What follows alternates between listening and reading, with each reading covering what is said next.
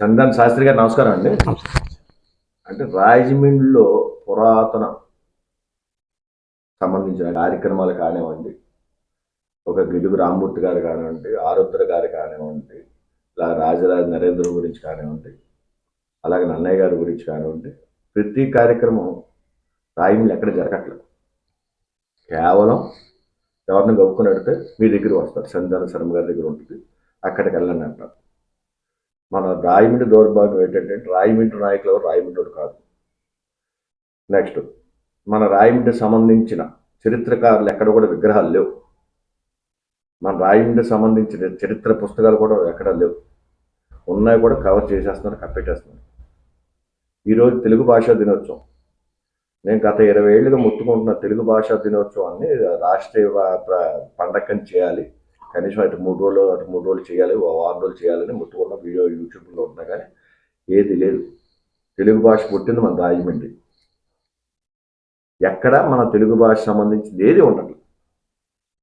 భాష మారుతుంది, వ్యవహారం మారుతుంది, గౌరవాలు పోతున్నాయి, స్వరం మారుతుంది, తరం మారుతుంది అన్నట్టుగా.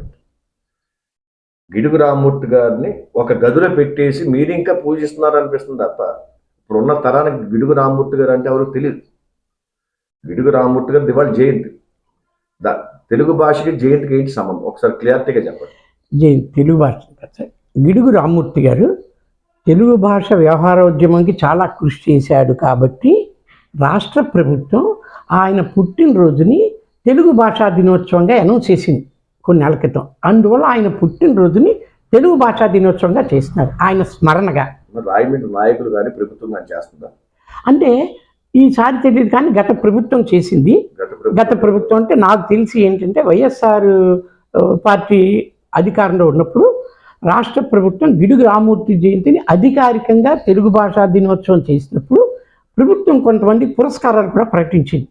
అందులో నాకు కూడా పురస్కారం ఇచ్చారు. ఏంటంటే తెలుగు భాషకి ఇక్కడ సేవ చేస్తున్నాం కాబట్టి గిడుగు రామ్మూర్తి స్మారక పురస్కారం అని చెప్పి కొంత డబ్బుతోటి విశాఖపట్నంలో యార్లగడ్డ లక్ష్మీప్రసాద్ గారు, అంటే ఆయన అధికార భాషా సంఘం అధ్యక్షుడు, ఆయన నేతృత్వంలో ఎవరో అవన్ శ్రీనివాస్ మినిస్టర్ కలెక్టర్ వచ్చారు, అప్పుడు చేశారు. ప్రభుత్వం మరి చేయాలి, ఎందుకంటే ఈయన జయంతి సందర్భంగా తెలుగు భాషా దినోత్సవం. అంటే ఇప్పుడు తరానికి కావాలని తెలియక చేశారా? తెలుసుంటే ఇప్పుడు తరం తెలుగు భాష దినోత్సవం అని కానీ తెలుగు సంవత్సరం పద్ధతుల ఆచార వ్యవహారాలు కానీ చెయ్యకపోతే కారణం ఏంటి? ఎవరిది తప్పు? ఎవరికి? ప్రభుత్వం కంటిన్యూ చేయాలండి. ఇప్పుడు మీ ఇంట్లో మీరు, మా ఇంట్లో నేను, మనం చేసుకోవడం దాకా వేరు, ప్రభుత్వం చేయడం వేరు. ప్రభుత్వం గత సంవత్సరం చేసింది, ఈ సంవత్సరం మర్చిపోయింది. ప్రభుత్వాలు ఎప్పుడూ కూడా ఒక స్టాండర్డ్గా ఉండట్లేదు. దినోత్సవాలు అంటే ఏదో ఆరోగ్య దినోత్సవం, ఈ దినోత్సవం చేస్తూ ఉంటాయి. మరి పొట్టి శ్రీరాముడు గారిది, గాంధీ కొన్ని ఏవో చేస్తున్నారు. మరి చేయట్లేదంటే పాలకుల తప్పే కదా. ప్రజలు అందువల్ల ఇప్పుడు మేము మా అంతటి మేము చేసుకుంటాం, మేము ఎవరిని చేయమని అడగం, ఎందుకంటే మేము స్మరించుకుంటాం. అందులో భాగంగానే ఒక ఇంట్లో గిడుగు రామ్మూర్తి గారి జయంతి వేళ మేము చేసామంటే మాకు తెలుగు భాష మీద పిచ్చ, తెలుగు భాష అభిమానం, ఆయన మీద గౌరవం. ఎవరో చేయట్లేదు అనేది మనం చేయలేం. ఈ రోజుకి ఇంకా తెలుగు భాష బతుకుందంటే మీరు, ఒక అనిప్రాల నారాయణరావు, ఒక వెంకయ్యనాయుడు గారు, ఆయన ఫ్లో చాలా ఎదుగా మాట్లాడతారు, చాలా అందంగా మాట్లాడతారు. ఈ తరంతో పోయిందంటారా? తెలుగు భాష పెరిగిందంటున్నారు, భాష పదాలు పెరిగినాయి అంటున్నారు, కానీ భాషలో ఎక్కడో కూడా గౌరవం ఉండట్లా, ఒక వందనం ఉండట్లా, ఒక ప్రేమ ఉండట్లా. తెలుగు భాష ఎదురు మీద ఇప్పుడు భాష పదాలు పెరిగినాయి. అంతే అండి, జనంలో మార్పు వచ్చింది.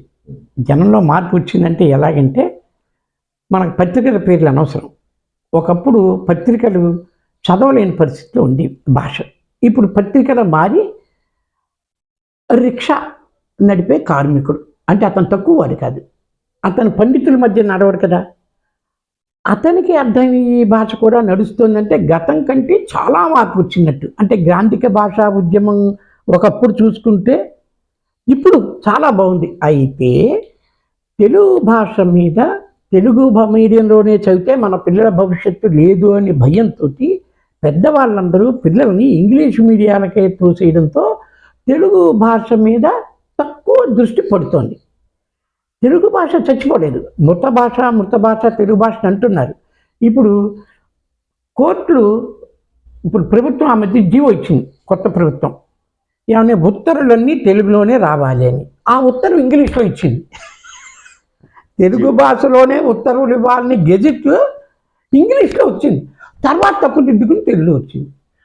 సుప్రీంకోర్టులో కూడా ఆ మధ్యన, అంటే సరిగ్గా గుర్తులేదు, తెలుగులోనే తీర్పులు ఇవ్వాలని నిర్ణయించారు. కానీ ఎక్కడ ఇస్తున్నారు? ఆ మధ్యన ఒక ఆయన పేరు మేము స్టేట్మెంట్ కూడా ఇచ్చాం. ఒక హైకోర్టు జడ్జి ఇచ్చాడు తీరుగులో తీర్పు రావాలి.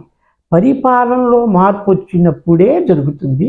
అయితే మన ఇంటి దగ్గర నుంచి కూడా మార్పు, మీరు మీ పిల్లాన్ని, నేను నా పిల్లాన్ని తెలుగు భాష మీద తిప్పుతూ ఉంటే ఇలా అందరి ఇళ్లలోంచి కూడా ఉద్యమం మొదలైతే అది పక్కకు వస్తుంది. మన ఇతర రాష్ట్రాలతో తమిళనాడుతో పోలిస్తే మనం ఏ స్థితిలో ఉన్నామో మీకు తెలియదు కాదు. అందులో భాషకి అటు ప్రభుత్వం ఉండాలి, ప్రజల్లోంచి కూడా ఉద్యమం రావాలి.